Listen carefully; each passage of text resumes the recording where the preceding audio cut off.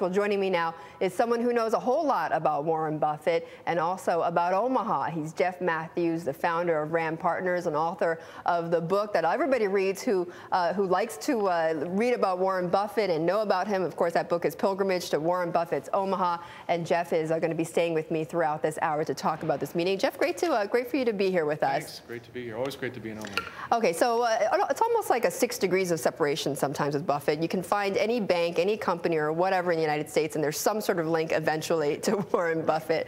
Now, this meeting today on Burlington, what are you going to be looking out for the most? Is it going to be about Burlington or other things that Buffett says it's going to be important? Well, it's about Burlington, and Burlington is a key part of Berkshire going forward. Buffett's really put in, I think, the final piece of a jigsaw puzzle here as to what Berkshire is going to look like for the next couple of decades, and that's very interesting. So he has set the stage, and essentially for his successor. I think so, yes. Okay, and you have strong opinions about who you think the successor is going to be. I think David Sokol is highly likely to be the guy.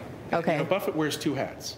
He invests in stocks, and he runs the businesses. And Sokol is apparently the business guy who's going to run the businesses. Now, you know, succession, and we'll talk about that a bit more later, Jeff, because that's, as Buffett has said, that's the most important topic for the board. But I've got to imagine that times have changed for Buffett. I mean, he, for instance, in 2008 saw book value per share decline by the most since he took control of Berkshire. Only the second time in history. Oh, right, exactly. Only the second time in history for him.